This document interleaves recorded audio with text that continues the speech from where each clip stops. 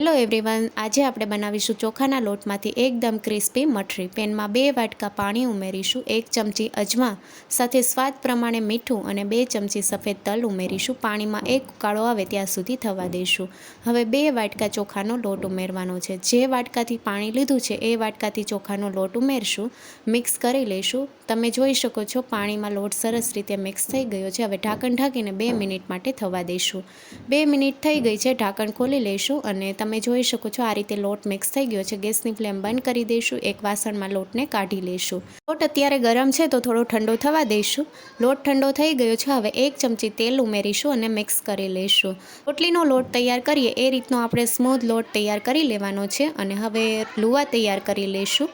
કોરા લોટથી આપણે કોટ કરી લઈશું અને પાતળી રોટલી તૈયાર કરી લેવાની છે। એક રોટલી તૈયાર કરી લીધી છે અને હવે કાંટા ચમચીની મદદથી હોલ કરી લઈશું, જેથી ફ્રાય કરતી વખતે ફૂલે નહીં।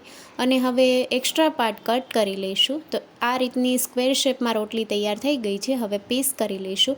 તમારે જે શેપમાં કટ કરવું હોય એ શેપમાં તમે કરી શકો છો। મેં ટ્રાયંગલ શેપમાં કરી લીધા છે। આ રીતે બધી મઠરી તૈયાર થઈ ગઈ છે। હવે ગરમ તેલમાં આપણે ફ્રાય કરી લઈશું।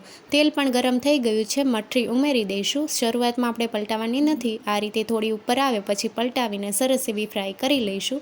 તો એકદમ ક્રિસ્પી મઠરી તૈયાર છે। ઉપરથી મસાલો ઉમેરીશું। આ રીતે બધી જ મઠરી તૈયાર થઈ ગઈ છે અને એકદમ ક્રિસ્પી બની છે। Thank you for watching.